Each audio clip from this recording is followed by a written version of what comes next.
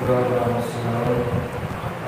علیکم ورحمۃ اللہ وبرکاتہ۔ وعلیکم السلام ورحمۃ اللہ۔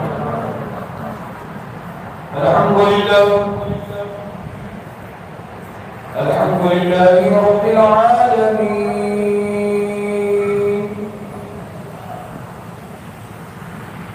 والصلاة والسلام على سيد الأنبياء وسيد المرسلين،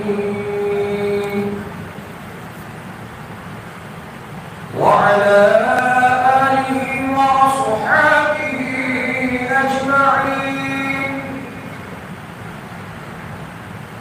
أما بعد، فأعوذ بالله من الشيطان الرجيم. بسم الله الرحمن الرحيم. يا أيها الذين آمنوا اتقوا الله وكونوا مع الصادقين.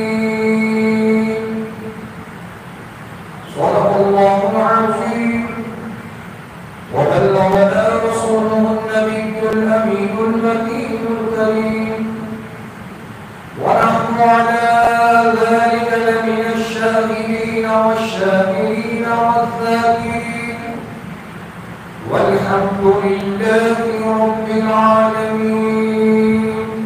وأفوض أمري إلى الله، إن الله بصير بالعباد. سبحان اللہ، على حضرت سبحان اللہ، حق امام اہل سنت مجدد دین و ملت، محافظ دین و سنیت، الشاہ امام احمد رضا خان فاضل اجمعہ، بارگاہ پیر میران شاہ جیلان،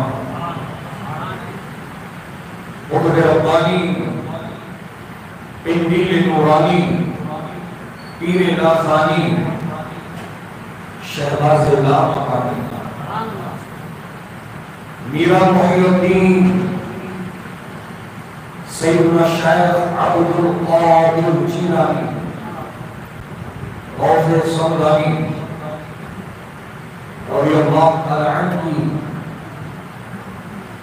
بارگاہ میں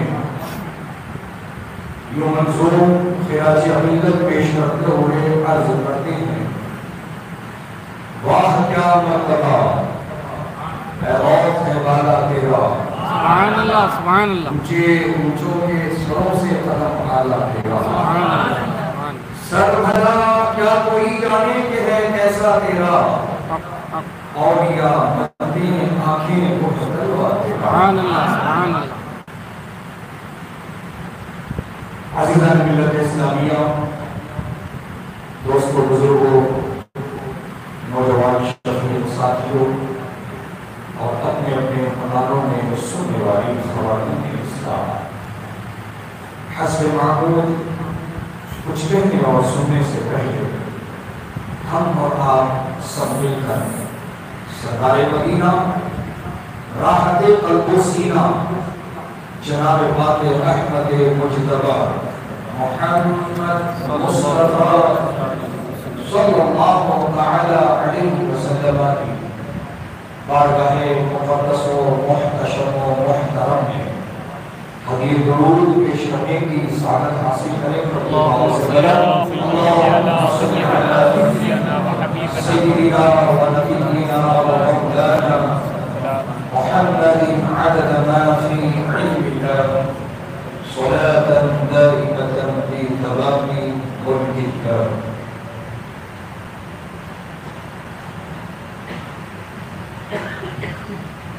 آپ سبھی کو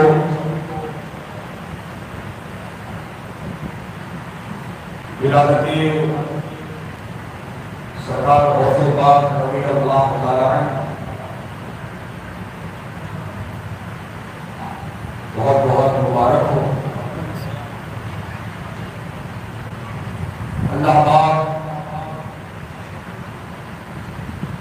ہم سبھی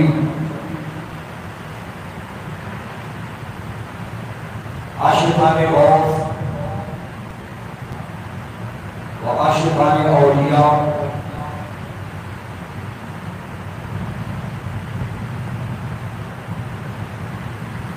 تو اللہ تعالیٰ آپ کے فیوز و برکات سے مالا مال فرمائے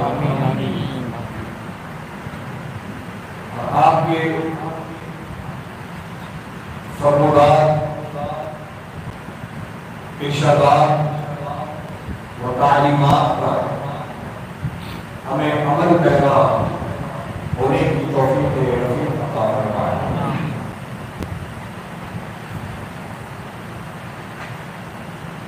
مجھ سے بیشتر حاضر نوجوان مقرر شورا بیان عزیزم مولانا محبوب رضا صدر محمد سے آپ حضرات شان و عظمت زور پیران پیر غوث اعظم دستگیر رضی اللہ تعالی کو سماعت فرما رہے تھے۔ اللہ تعالی عزیزم کے علم و عمل میں خوب وسعتیں ترقیاں برکتیں عطا فرمائے اور پھر دعا کی اعلیٰ منزل عطا فرمائے۔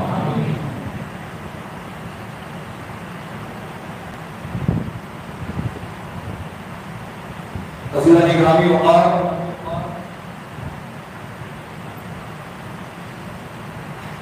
جس ذات اعلیٰ کا ہم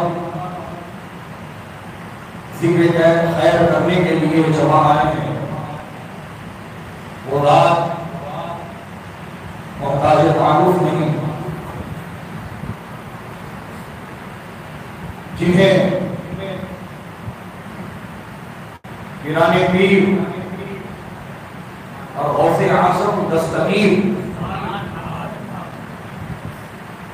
رضی اللہ تعالی عنہ جیسے القاب سے پکارا جاتا ہے، یاد کیا جاتا ہے۔ بالیقین سرکار غوث پاک رضی اللہ تعالی عنہ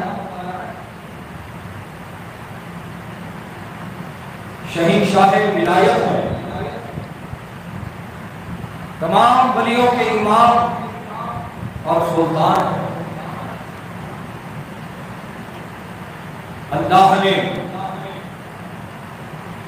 آپ کو ولایت کے سب سے اعلیٰ مقام پر متوقع فرمایا۔ چنانچہ بغداد کی جامع مسجد کے منبر پر کھڑے ہو کر غوث پاک یوں اعلان فرماتے ہیں، قدمی ہذہ علی رقبتی کل ولی اللہ، میرا یہ قدم تمام ولیوں کی گردنوں پر ہے۔ سبحان اللہ سبحان اللہ سبحان اللہ، تمام ولیوں کی گردنوں پر ہے۔ جب اعلان ہوا تو سارے ولیوں نے گردن جھکا دی اور سبقت لے جانے والی ذات خواجہ خواجگان کی ہے۔ سارے ولیوں میں سب سے آگے، سب سے پہلے اپنی پیشانی اپنی گردن خم کرنے والے ہند کے راجہ ہم سب کے خواجہ عطائے رسول سلطان الہند حضرت سیدنا معین الدین حسن سنجری ثم اجمیری رضی اللہ تعالی عنہ کی ذات ہے، جنہیں ہندوستان کی سلطنت عطا فرمائی گئی، جنہیں ہندوستان کی بادشاہت عطا کی گئی۔ حضرات محترم، سب سے پہلے گردن جھکانے کا یہ انعام غوث پاک نے آپ کو عطا فرمایا۔ سبحان اللہ سبحان اللہ سبحان اللہ۔ تو تمام ولیوں میں سب سے اعلیٰ، سب سے عرفہ، سب سے اونچا مرتبہ مقام حضور پیران پیر کا۔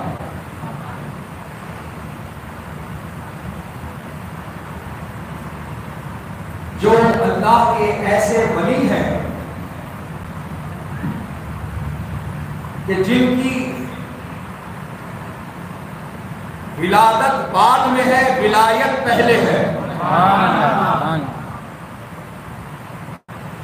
ماں کے پیٹ میں ہی اللہ نے آپ کو ولایت کا تاج عطا فرما دیا۔ چنانچہ آپ کے والد بزرگوار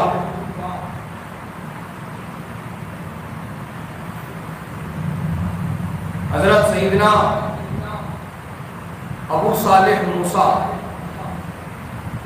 جنگی دوست الحسنی رضی اللہ تعالی عنہ، امام حسن مجتبی رضی اللہ تعالی عنہ کی اولادوں میں سے، اور آپ کی والدہ ماجدہ سیدہ احمد الجبار فاطمہ ثانی رضی اللہ تعالی عنہ امام حسین رضی اللہ تعالی عنہ کی اولادوں میں سے۔ تو اس طرح سرکار غوث پاک رضی اللہ تعالی عنہ نجیب الطرفین سادات میں سے ہیں۔ سبحان اللہ، سبحان اللہ۔ والد حسنی، والدہ حسینی، حسنی حسینی دریاؤں کا سنگم۔ سبحان اللہ، سبحان اللہ۔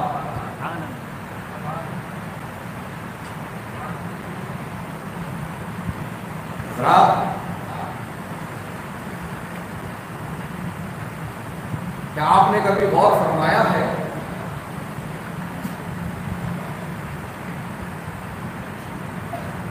کہ اسی دھرتی کے اوپر، اسی آسمان کے نیچے ایک ایسی قوم سانس لے رہی ہے جو دعوے دار ہے محبت اہل بیت کی؟ کہتے ہیں ہم کو اہل بیت سے بہت زیادہ پیار ہے۔ وہ اپنے آپ کو شیعہ کہتے ہیں،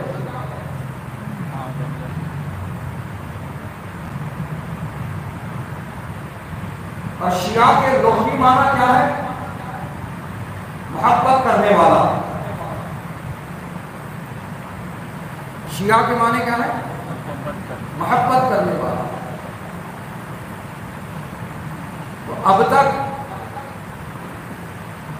جو ان جھوٹے دعوے داروں کو شیعہ شیعہ شیعہ کہہ کر کے یاد کر رہے تھے، وہ رک جائیں۔ حق، بے شک بے شک، سبحان اللہ، حق۔ یہ شیعہ کہلانے کے لائق نہیں، ان کو کہو رافضی۔ بے شک بے شک، حق حق ہے، حق ہے۔ ان کو کہو رافضی۔ رافضی۔ یہ شیعہ نہیں، یہ رافضی ہے۔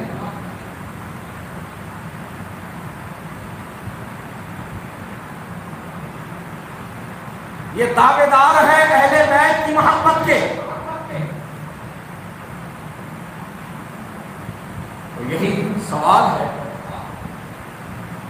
کہ جب اہل بیت سے محبت کا دعویٰ ہے، جب حضرت علی سے محبت کا دعویٰ ہے، جب حضرت امام حسن سے محبت کا دعویٰ ہے، جب حضرت امام حسین سے محبت کا دعویٰ ہے، جب حضرت امام زین العابدین سے محبت کا دعویٰ ہے، جب حضرت امام باقر سے محبت کا دعویٰ ہے، جب حضرت امام جعفر سے محبت کا دعویٰ ہے، اور انہی کی اولادوں سے محبت کا دعویٰ ہے، تو پھر سوال یہ ہے کہ انہی کی اولادوں میں غوث اعظم ہے۔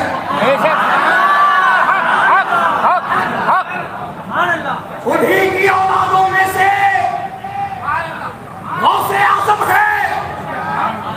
حق حق حق۔ تو ان سے محبت کیوں نہیں؟ بے شک بے شک، سبحان اللہ سبحان اللہ۔ انہی کی اولادوں میں سے غوث اعظم ہے، تو ان سے محبت کیوں نہیں؟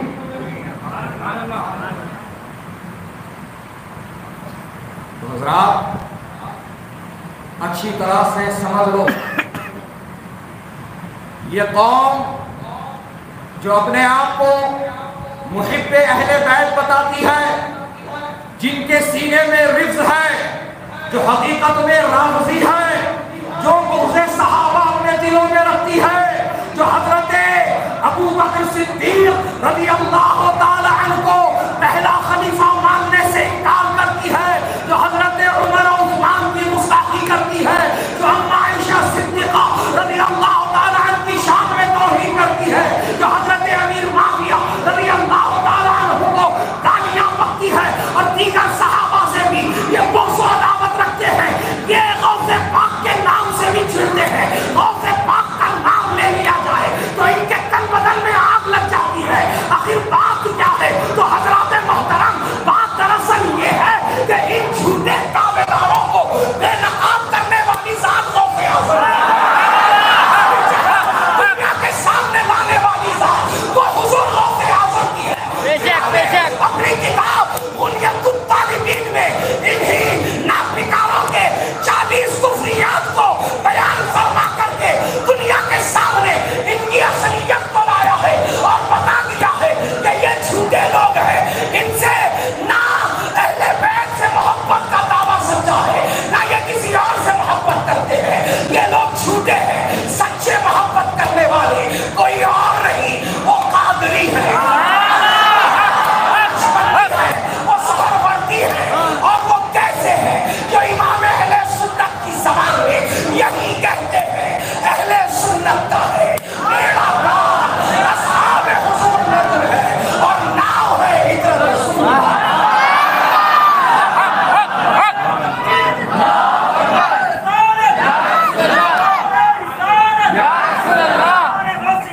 زندہ آباد زندہ آباد اعلیٰ حضرت اعلیٰ حضرت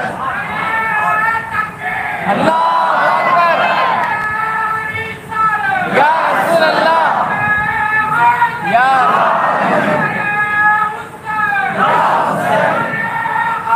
یا غوث یا غوث یا غوث یا خواجہ اعلیٰ حضرت اعلیٰ حضرت زندہ آباد زندہ آباد یا رسول اللہ حق حق اے مسلمانوں، نہ خارجی بنو نہ رافضی بنو، حق حق سچے قادری بنو، بے شک الحمدللہ بے شک اور اعلیٰ حضرت کی زبان میں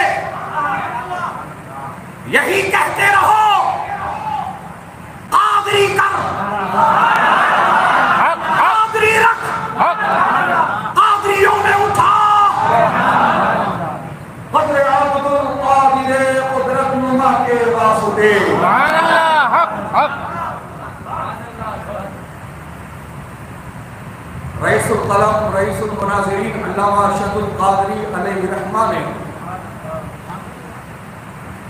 ایک ارشاد فرمایا تھا،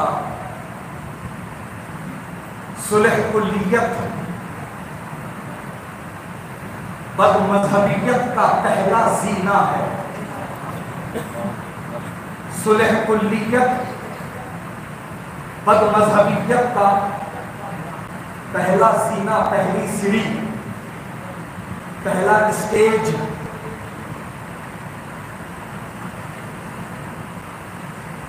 آدمی ڈائریکٹلی بد مذہب نہیں ہوتا، پہلے صلح کلی ہوتا ہے، پہلے صلح کلی ہوتا ہے، اور وہ کیا کہتا ہے؟ سب برابر ہے، سب اچھے ہیں، سب کو لے کے چلو، سب صحیح ہے، سب سے متفق رہنا۔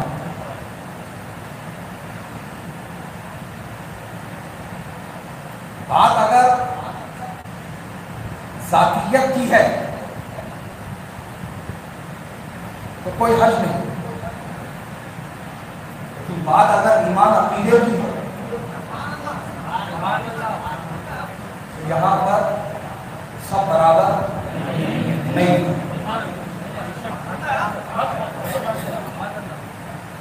کیا فرما رہا ہے اللہ قرآن میں؟ لا یستوی اصحاب النار واصحاب الجنہ اصحاب الجنہ هم الفائزون. اہل جہنم اور اہل جنت برابر نہیں. اہل جنت کامیاب ہے. اہل جنت کامیاب ہے. بتاؤ برابر ہے؟ اہل جہنم اور اہل جنت برابر ہے؟ نہیں ہے نا. نہیں وہ بھی لے سکتے.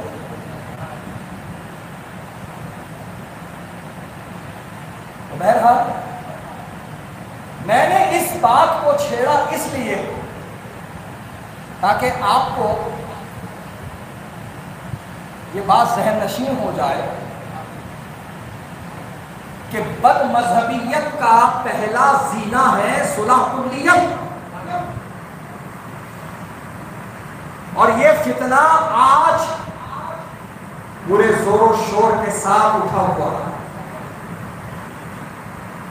آج ہماری جماعت کو، ہمارے مسلک کو، ہمارے دین کو باہر والوں سے زیادہ اپنوں سے خطرہ ہے.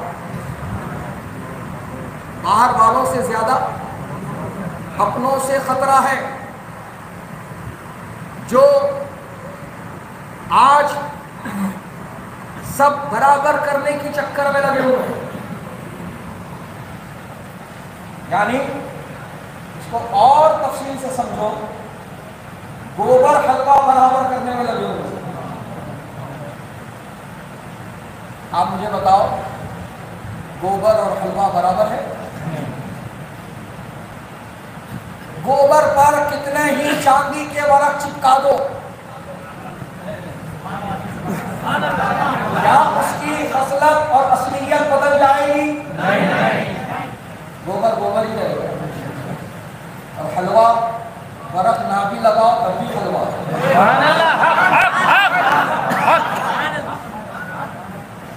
اور پیارے گوبر حلوے میں جائے کہ حلوہ گوبر میں، ہر دو صورت میں نقصان حلوے کا ہے، گوبر کا نہیں. گوبر کا کیا نقصان ہے؟ تو یہ جو ملانے میں لگے ہیں یہ ہے اصلی خطرہ. ان سے دور رہو.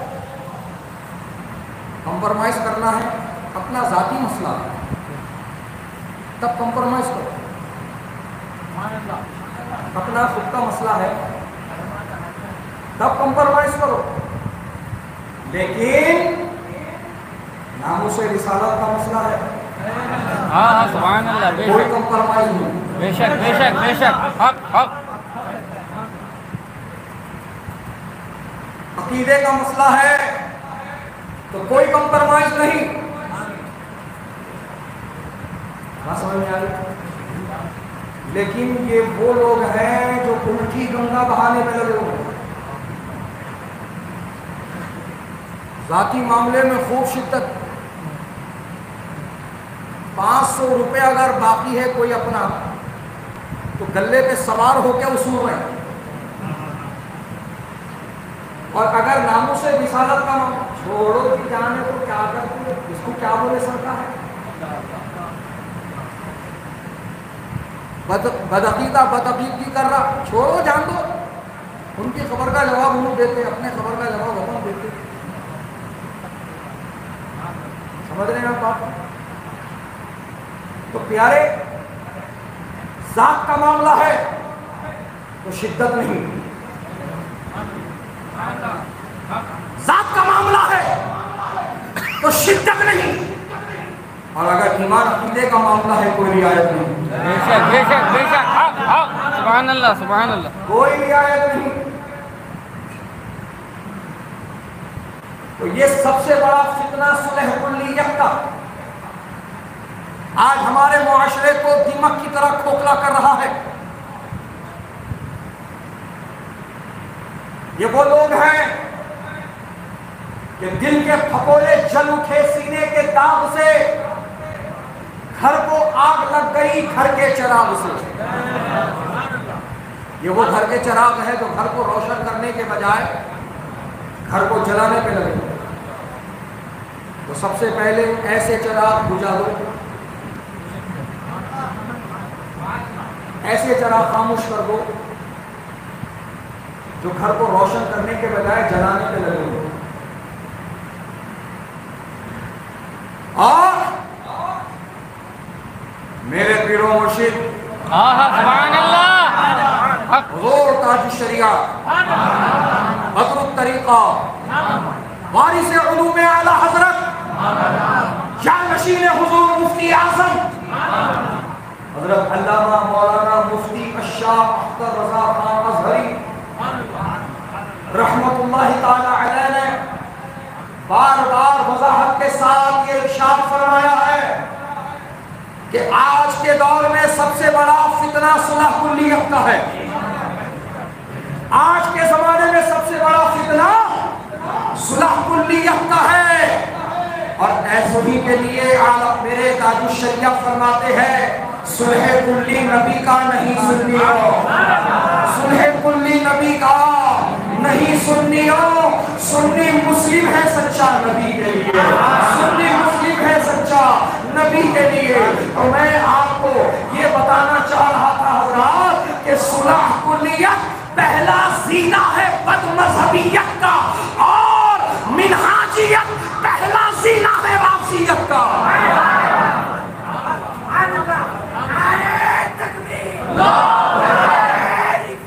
یا رسول اللہ، یا علی، یا غوث، زندہ آباد،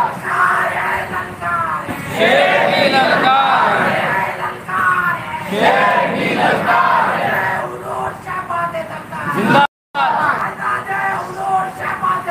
زندہ آباد، زندہ آباد، زندہ آباد۔ منہاجیت پہلا زینہ ہے رافضیت کا، لہذا صلح کلیت سے بھی اپنے آپ کو بچاؤ، منہاجیت سے بھی اپنے آپ کو بچاؤ، اور سچے پکے سنی صحیح العقیدہ ٹناٹن سنی بن جاؤ، ٹناٹن سنی۔ عقیدے کے معاملے میں کوئی کمپرمائز نہیں، رشتہ بگڑتا ہے بگڑنے دے، نقصان ہوتا ہے ہونے دے، اپنے روٹھتے ہیں روٹھنے دے۔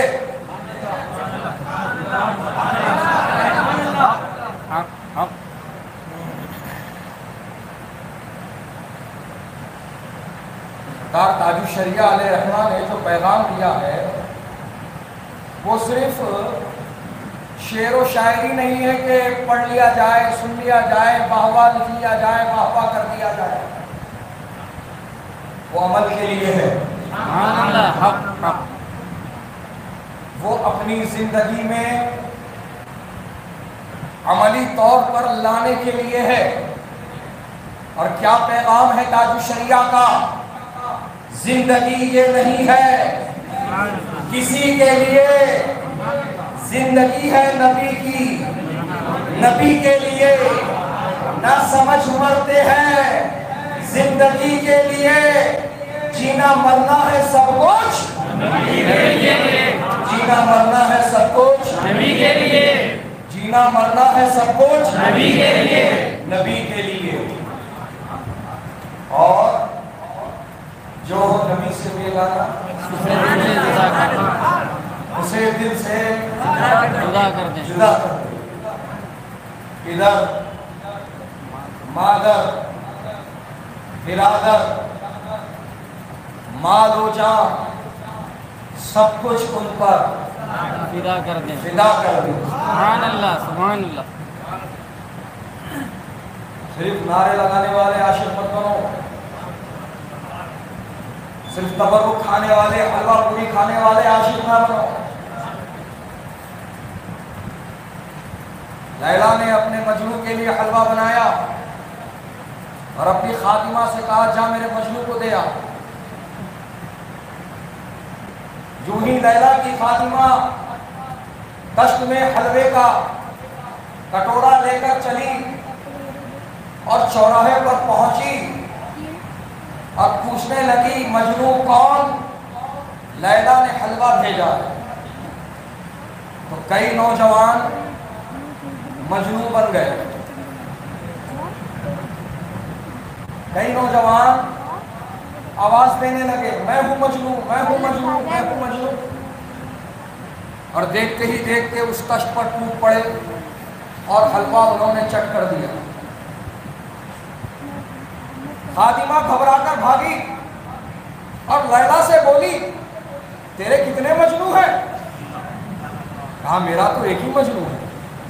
کہا وہاں تو کئی دعوے دار ہیں۔ کہا اس بار پھر جا، میرے اصلی مجنوں سے تیری ملاقات ہوگی۔ اس بار اسی انداز میں جا جیسے حلوہ لے گئی تھی، لیکن اس بار کٹورے میں حلوہ نہیں، چھرا رکھ کر کے لے گئی۔ وہ چھرا رکھ کر پھر اسی طرح تشت اٹھا کر پھر چلی۔ پھر بن چلے نوجوانوں نے دیکھا کہ خادمہ واپس آ رہی ہے اور زیادہ حلوہ لے کر کے آ رہی ہے، اور ادھر یہ مجنوں کے نام نہاد مجنوں جو ہے تیار ہو گئے، حلوہ پھر آ رہا ہے، پھر حلوہ کھانا ہے۔ چنانچہ جیسے ہی تشت پہنچا اور جب تشت سے کپڑا ہٹایا تو اس میں اتنا بڑا خنجر نکلا۔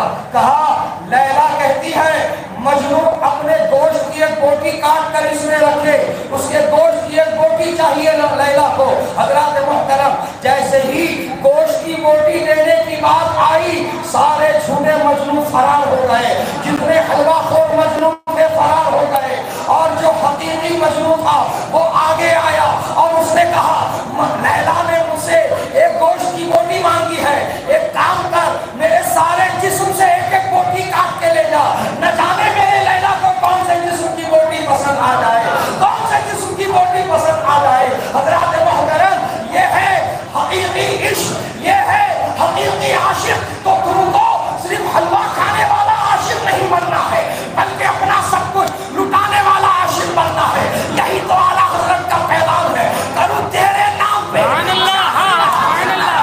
جہاں دو جہاں فدا، دو جہاں سے بھی نہیں جی بھرا، کروں کیا کرو رو جہاں نہیں۔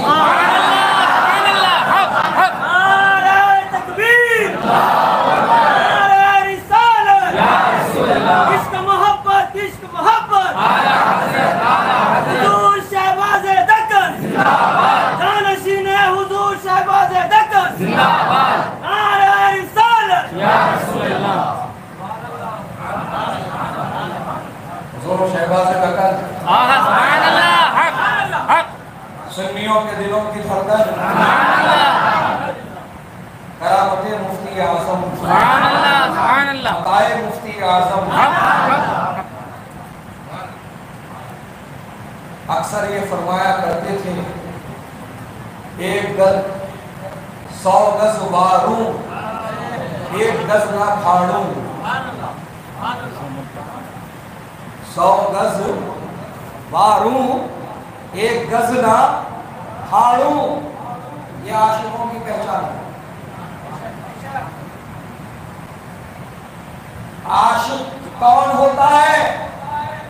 100 گز واروں 100 گز پھاڑوں۔ تو پیارے حقیقی عاشق بنو، سچے عاشق بنو۔ ایسی محبت غوث اعظم کو ہے۔ سبحان اللہ۔ غوث اعظم کی سیرت کیا ہے؟ ذرا پڑھو پیارے کو پتہ چلے۔ نعرے لگاتے ہو صرف غوث کا دامن نہیں چھوڑیں گے، غوث کا دامن نہیں چھوڑیں گے۔ کیا کہتے ہیں؟ غوث کا دامن نہیں چھوڑیں گے، غوث کا دامن نہیں چھوڑیں گے، نہیں چھوڑیں گے، نہیں چھوڑنا۔ جو غوث کا دامن چھوڑ دیا وہ بربادی کی طرف چلا گیا۔ جو غوث کا دامن چھوڑ دیا وہ ہلاکت کی طرف چلا گیا.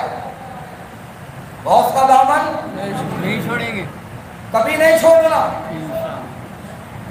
غوث کا دامن کبھی نہیں چھوڑنا. لیکن پہلے یہ غور کرو کہ واقعی غوث کا دامن پکڑے ہو کہ نہیں پکڑے. غوث کا دامن پکڑے ہو کہ نہیں پکڑے ہو. کیونکہ ہم نے یہ پڑھا ہے, ہم نے یہ سن رکھا اپنے بزرگوں سے کہ غوث کا دامن چور پکڑ لے تو ولی بن جاتا ہے. غوث کا دامن چور پکڑ لے تو ولی بن جاتا ہے.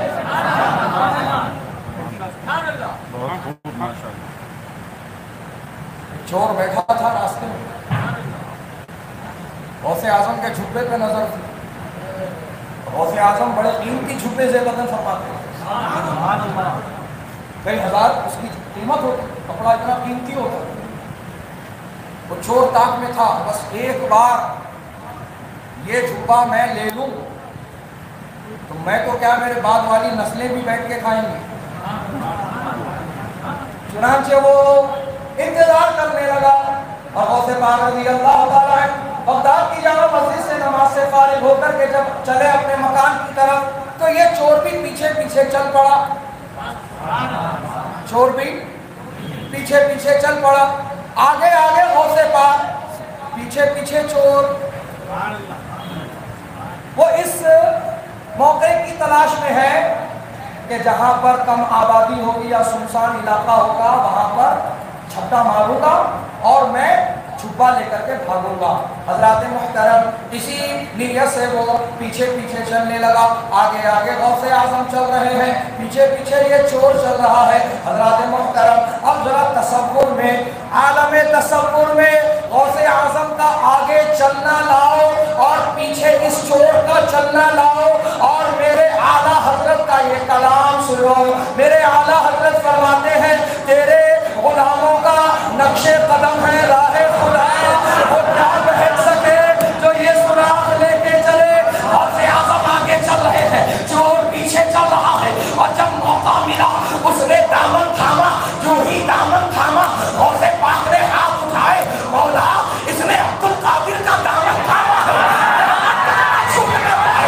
اتنا کہنا تھا غوث اعظم کا چور کی دنیا بدلتی ہے, غوث پاک کے قدموں پہ گرتا ہے, تائب ہوتا ہے, غوث پاک سے معافی مانگتا ہے. غوث پاک نے اسے کلمہ پڑھایا, توبہ کرائی اور اپنا مرید بنا لیا.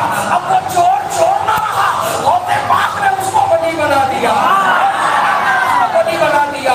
نگاہ ولی میں وہ تاثیر دیکھی, بدلتی ہزاروں کی تقدیر دیکھی, بدلتی ہزاروں کی تقدیر دیکھی. غوث پاک رضی اللہ تعالیٰ عنہ کا دامن چور تھام لیتا ہے تو ولی ہو جاتا ہے. اب ہم جو یہ دعویٰ کر رہے ہیں کہ غوث کا دامن نہیں چھوڑیں گے, ہاتھ میں دامن ہے اور چوری کر رہے ہیں, ہاتھ میں دامن ہے اور بے نمازی ہے, ہاتھ میں دامن ہے ہم شریعت مصطفیٰ سے دور ہے, ہاتھ میں دامن ہے ہم سنتوں سے دور ہے, ہاتھ میں دامن ہے اور ہماری جو ہے وضع قضا غیروں کی طرح ہے, ہاتھ میں دامن ہے ہمارا لباس اوروں کی طرح ہے, ہاتھ میں دامن ہے, ہاتھ میں ہم نے کڑے ناڑے براسلیٹ پہن لیے ہیں, ہاتھ میں دامن ہے ہمارے گلوں میں لاکٹیں پڑی ہے, ہاتھ میں دامن ہے ہمارے کان میں بالیاں ہیں, ہاتھ میں دامن ہے ہمارا وضع قضا ہماری نسل و برخاست اوروں کی طرح ہے.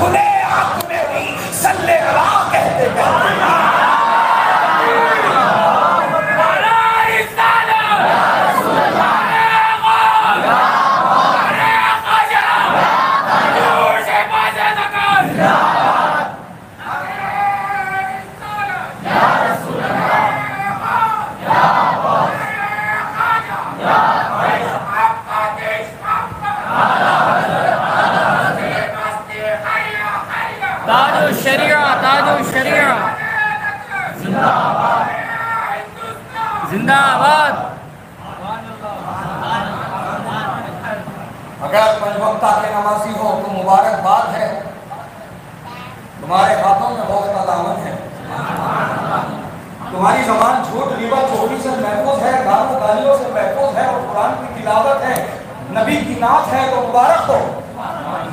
تمہارے ہاتھ میں غوث پاک کا دامن ہے. اگر تمہارے والدین تم سے راضی ہیں تو مبارک ہو، تمہارے ہاتھ میں غوث کا دامن ہے. تم اگر نبی کی سنتوں اور سیرت پر عمل کرنے والے ہو تو مبارک ہو، تمہارے ہاتھ میں غوث کا دامن ہے. اور جو سچا قادری بن کر رہا، سچا قادری بن کر جیا، سچا قادری بن کر مرا، اس کے لیے میرے تاج الشریعہ نے بشارت سنائی ہے. فرماتے ہیں اختر قادری خلد میں چل دیا، خلد وہاں ہے ہر ایک قادری کے لیے، خلد وہاں ہے ہر ایک قادری کے لیے. سبحان اللہ سبحان اللہ. حضرات محترم، سرکار غوث پاک رضی اللہ تعالی عنہ نے اپنی پوری زندگی قال اللہ وقال رسول اللہ فرمان کرتے ہوئے گزاری. چنانچہ ایسی بھی روایت بیان کی جاتی ہے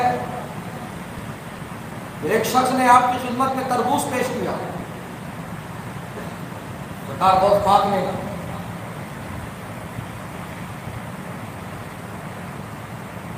سنت جان کر تحفہ قبول کیا. تحفہ دینا اور تحفہ لینا سرکار کی سنت مبارکہ ہے.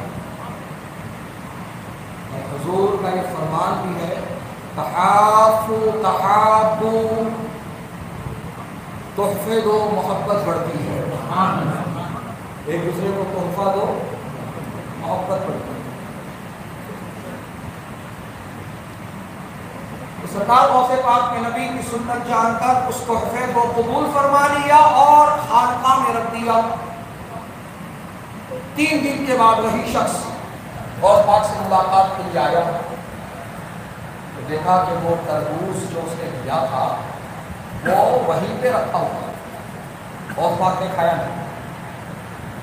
غوث پاک نے جب نہیں کھایا تو اس شخص کے دل میں جو خیال آیا کیا غوث پاک کو ایسا لگتا ہے کہ میری کمائی حلال کی ہے، کیونکہ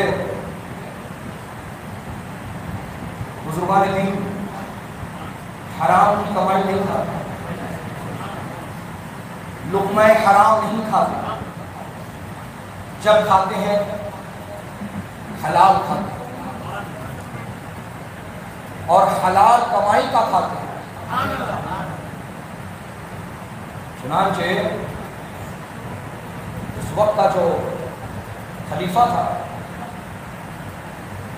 وہ بار بار کوشش کرتا تھا غوث پاک سے ملاقات کرے اور نذرانہ پیش کرے، اور غوث پاک اس سے اتنا ہی دور رکھتے تھے اور اس کو دور رکھتے تھے. ایک دن کسی طرح وہ کامیاب ہو گیا غوث پاک تک پہنچنے میں، تو اس نے سونے کے سکوں سے بھری تھیلی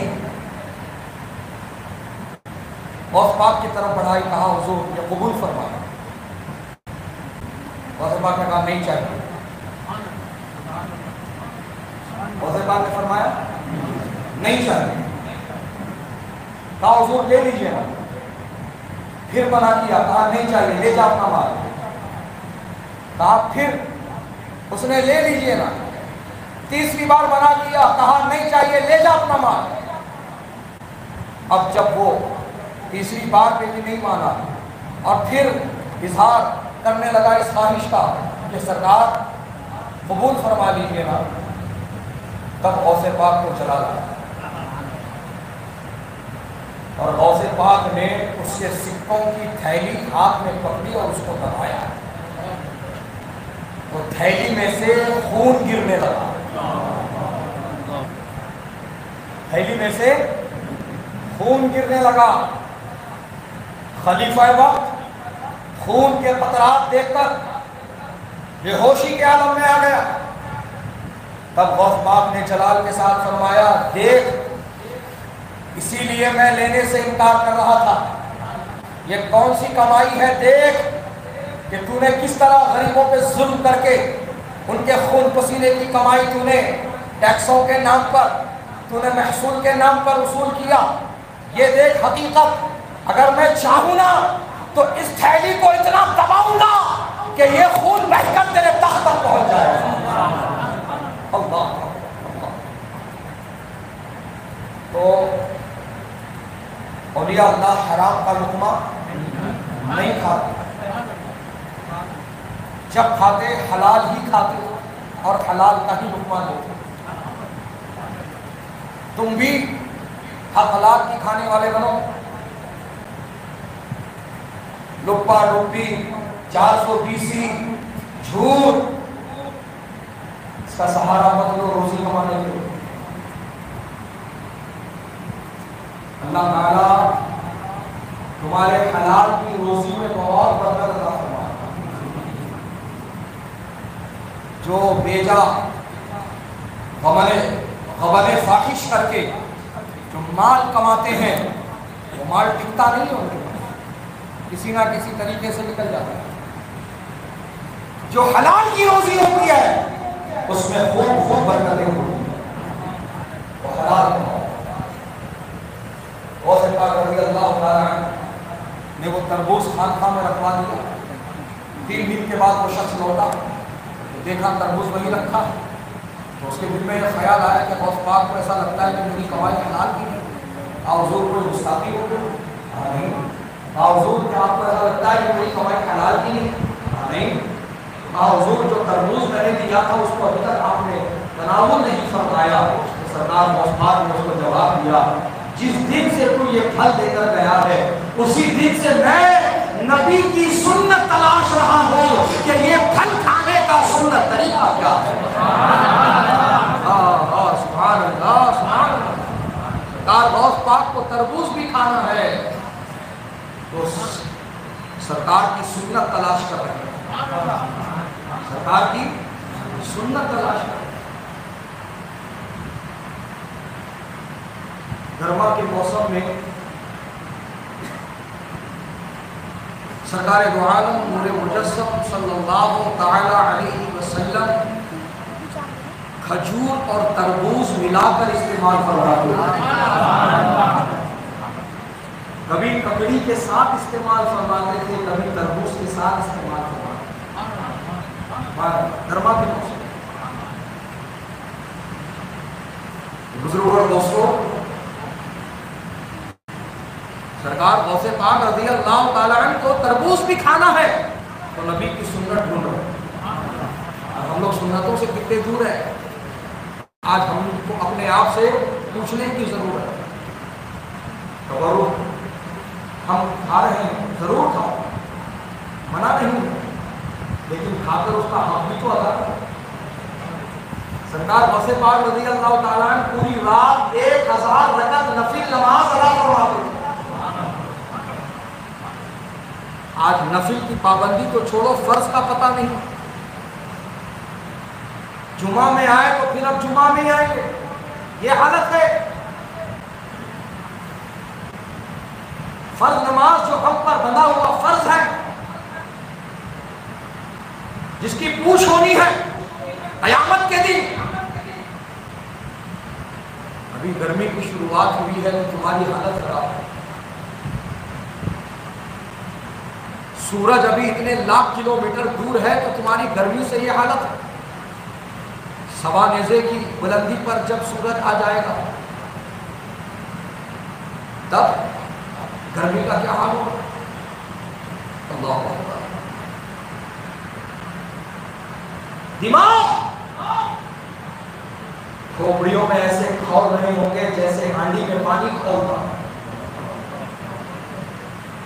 کسی کے تو بہ کر کے ناک سے باہر آئیں گے بھیجے، سمندر ہوگا پسینے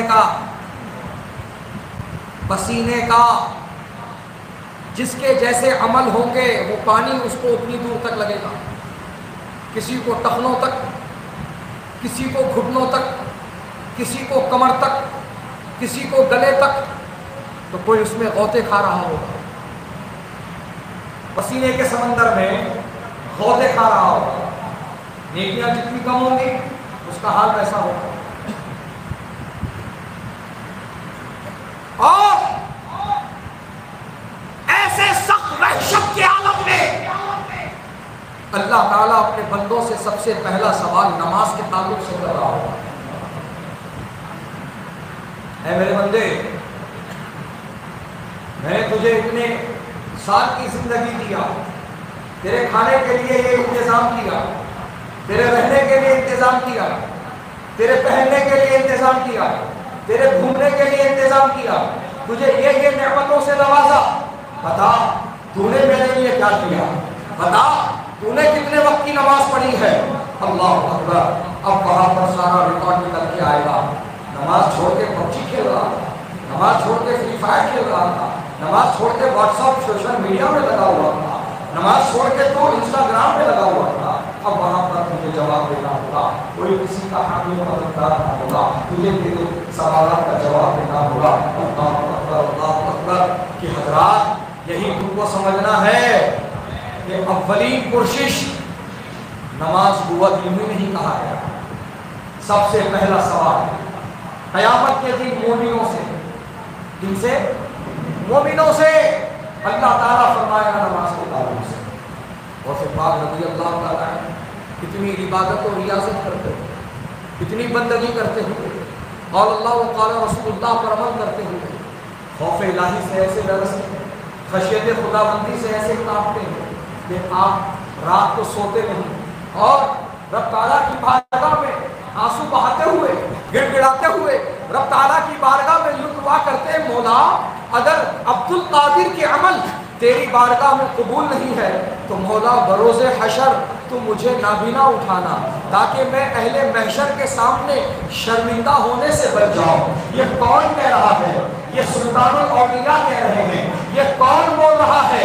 یہ سید الاولیاء بول رہے ہیں. یہ کون کہہ رہا ہے؟ یہ وہ کہہ رہے ہیں جو اپنے مرید کو مریدی لا تخف فرماتے ہیں، لیکن ان کے اندر خشیت خداوندی کا یہ حال ہے کہ آپ کا دل لرز رہا ہے، آپ کے قدم کانپ رہے ہیں، آپ کی آنکھ سے آنسو جاری ہے اور رب تعالیٰ کی بارگاہ میں اس سے اس کے رحم و کرم کی بھیک مانگ رہے ہیں. آج ہمارے دل کتنے سخت ہو گئے ہیں، ہمارے دل کتنے پتھر ہو گئے ہیں کہ گناہ کرتے ہیں ندامت نہیں ہوتی، گناہ کرتے ہیں شرمندگی نہیں ہوتی، بلکہ آئندہ گناہ کرنے کی تیاری میں جٹ جاتے ہیں. اے مسلمانوں ہوش کی آنکھیں کھولو. تم کس بھرم میں تم ہو؟ تم کس بھرم میں جی رہے ہو؟ کیا تمہارا حشر ہو گیا؟ کیا تم ہوگا تم نے سوچا ہے؟ قبر کی منزل میں کیا ہوگا کیا تم نے سوچا ہے؟ حشر کیسے پار کرو گے کیا تم نے سوچا ہے؟ نہیں، تم کو تو صرف دنیا کی فکر پڑی ہے، تم کو تو دنیا جمانے کی فکر پڑی ہے، دنیا حاصل کرنے کی فکر پڑی ہے کہ بس جتنا ہو سکے مال لے آؤ، بس جتنا ہو سکے مال جمع کر لو. ارے خدا کے بندے، اگر تو پوری دنیا کی بھی دولت حاصل کر لے گا تو بتا کیا قبر میں وہ دولت ساتھ لے کر جائے گا؟ کیا تو اپنی اولاد کو یہ وصیت کر پائے گا کہ بیٹا پہلے نوٹوں کے بنڈل جما دینا پھر میری لاش کو دفنانا؟ کیا تو ایسی وصیت کر پائے گا؟ اگر کر بھی لے کر کے بھی گیا تو کیا فرشتے وہاں تجھ سے یہ پوچھیں گے کتنے بنڈل لے کے آیا ہے، کتنے بنڈل چھوڑ کے آیا ہے، کتنی پراپرٹی رکھ کے آیا ہے، کس نے کیا تقسیم کر کے آیا ہے؟ نہیں، بلکہ میت کو اٹھائیں گے اور پہلا سوال کریں گے من رب ہوگا، تیرا رب کون ہے؟ دوسرا سوال کریں گے ماں دین ہوگا، تیرا دین کیا ہے؟ تیسرا سوال کریں گے ماں کنتا تقول بحق حق الرجل، بول اس مرد کامل کے بارے میں تو کیا کہتا تھا؟ حضرات محترم، اسی لیے تو علماء حق، علماء بریلوی تمہیں بار بار ایمان و عقیدہ بچا کر رکھو، ایمان و عقیدہ سلامت رکھو، نیک عمل کرتے رہو، یہی تلقین کرتے ہیں. کیوں کرتے ہیں؟ اسی لیے کرتے ہیں کہ جب قبر میں جاؤ گے تو پہلا سوال تم سے ہوگا کہ تمہارا رب کون ہے، تمہارا دین کیا ہے. اور پھر دیکھو اللہ کے رسول کا دیدار کرا کر کے فرشتے پوچھنے والے ہیں کہ ان کے بارے میں تیرا عقیدہ کیا تھا، ان کے بارے میں تم کیا بولتا تھا. اب ذرا سوال پہ غور کرنا، فرشتے یہ نہیں پوچھیں گے بول کیا بولتا ہے، نہیں، کیا بولا تھا وہ بول، کیا بولتا تھا وہ سنا، جو عقیدہ تیرا تھا وہ بتا. جو دل میں عقیدہ ہوگا وہی زبان سے ادا ہوگا، جو دل میں عقیدہ ہوگا وہی زبان پہ آئے گا. جو یہاں کہتا ہے ہماری طرح ایک معمولی انسان ہے، قبر میں جا کر وہی بکواس بکے گا. جو یہاں کہتا ہے ہمارے جیسے یہ ایک عام انسان ہے، خلق و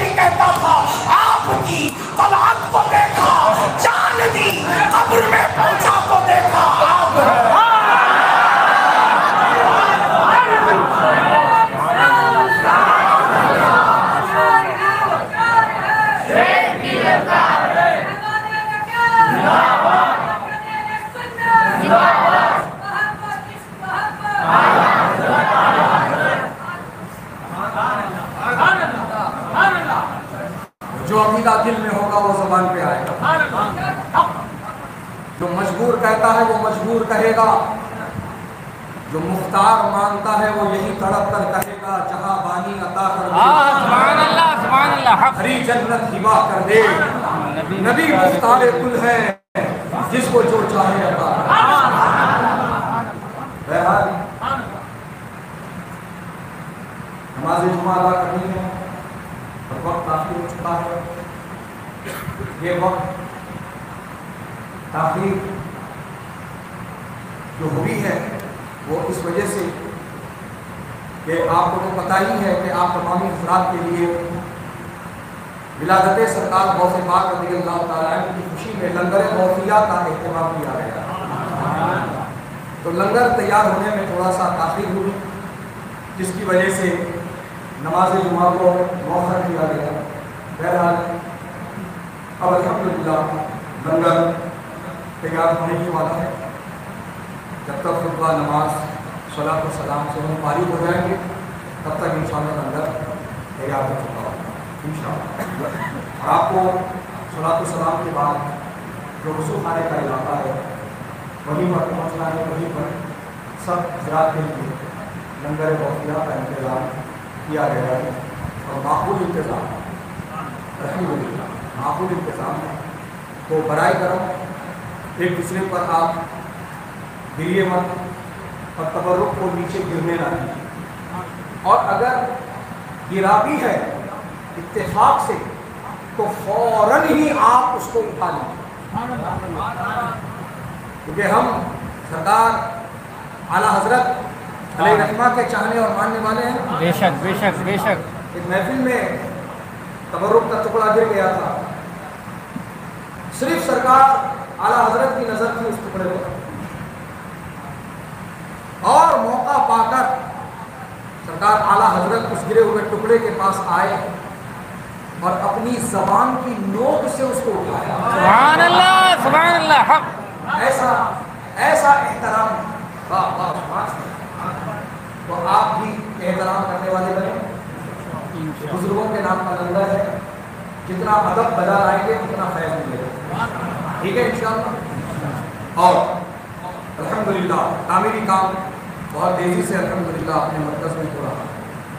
اور آپ تمامی حضرات کی سہولت کے لیے نیا وضو خانہ طہارت خانہ الحمدللہ بہترین انداز میں تیار کیا گیا، جس میں سارے نمازیوں اور مصلیوں کے لیے انشاءاللہ بڑی سہولت ہوگی. تو آپ جاتے ہوئے بھی کام کا جائزہ لیتے ہوئے جا سکتے ہیں. اور جو دارالاقامہ کی بلڈنگ ہے وائس ہاسٹل، جو سرکار شہباز دکن کے آستانے کے پاس جو عمارت بن رہی ہے وہ عمارت ابھی زیر تعمیر ہے اور اس کا بہت بڑا پروجیکٹ اور اس کا بہت بڑا بجٹ بھی. تو آپ حضرات رمضان کے موقع پر زکوٰۃ فطرہ صدقات کے طور پر کیا نام؟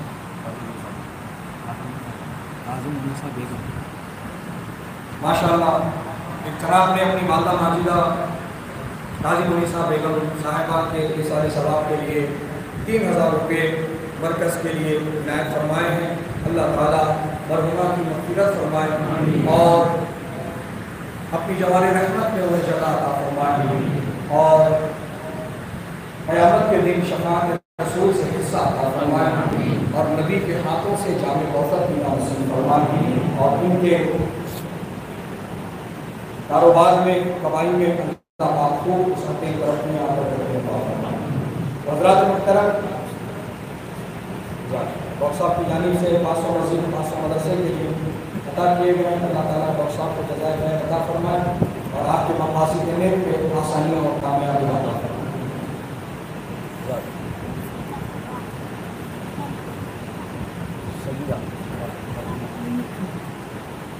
سیدہ کبریٰ مرحومہ کے اصال ثواب کے لیے صاحب نے کچھ رقم بھیجی ہے. اللہ تعالیٰ مرحومہ کی مغفرت فرمائے اور انہیں جوار رحمت کی جگہ عطا فرمائے. قبر میں رحمت شکر عطا فرمائے. محمد جہانگیر مرحوم کے لیے کچھ رقم دی گئی ہے. اللہ تعالیٰ مرحوم جہانگیر کی مغفرت فرمائے اور ان کو کی جوال رحمت کی جگہ عطا فرمائے۔ حضرات محترم، رمضان کا پربہار موسم بہت جلد ہمارے درمیان آنے والا ہے، تو ماہ رمضان کے مبارک موقع پر اکثر حضرات زکوٰۃ فطرہ نکالتے ہیں۔ میں چاہوں گا آپ تمام احباب سے کہ آپ اپنی جانب سے بھی اور اپنے تمام خاندان والوں کی جانب سے بھی آپ زکوٰۃ فطرہ کی رقم مرکز اہل سنت شاہی نگر حیدرآباد کو عطا فرمائیں۔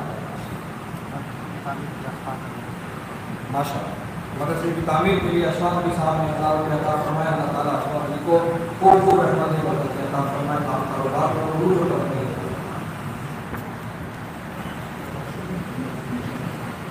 مسئلہ پریڈ کی بڑی مسجد کی جانب سے 200 روپے عطا کیے گئے ہیں، اللہ تعالیٰ جزائے خیر۔ تو حضرات محترم، ماہ رمضان میں اپنی جانب سے بھی اور اپنے تمام رشتہ دار عزیز و اقارب سے بھی آپ بتائیں، مدرسے کا تعارف رکھیں اور ان کو یہ بتائیں کہ تعمیری کام چل رہا ہے اور الحمدللہ یہاں سارا معاملہ کلیئر ہے، بالکل ٹرانسپیرنٹ ہے، کوئی معاملہ ہائیڈ اینڈ سیک والا نہیں، کوئی معاملہ ہائیڈ اینڈ سیک والا نہیں، بالکل آدھی رات میں بھی آپ مدرسے کا اکاؤنٹ، مدرسے کا حساب دیکھنا چاہیں تو آپ موسٹ ویلکم ہے۔ الحمدللہ بالکل پائی پائی کا حساب رکھا گیا ہے، اور یہی طریقہ حضور شہباز دکن کا تھا، اسی طریقے پر الحمدللہ یہ طریقہ بھی چل رہا ہے قائم۔ اللہ تعالیٰ اسی طرح اس کو قائم و دائم کر کے گزار، اور انشاءاللہ تعالیٰ مرکز اہل سنت میں نماز تراویح میں انشاءاللہ روزانہ حافظ و قاری عبدالعظیم رضوی قادری مجیبی روزانہ 3 پارے سنانے کی سعادت حاصل کریں گے، اور نماز عشاء 8:45 بجے ادا کی جائے گی۔ 8:30 بجے عشاء کی اذان ہوگی، 8:45 بجے نماز عشاء ادا کی جائے گی، اور تراویح میں روزانہ 3 پارے حافظ عبدالعظیم رضوی سنانے کی سعادت حاصل کریں۔ آپ حضرات اس اعلان کو نوٹ فرمائیں اور تعمیری ہمارے YouTube چینل حقیقی سنی دلیر قادری کو سبسکرائب کریں اور بیل آئیکن پر کلک کریں۔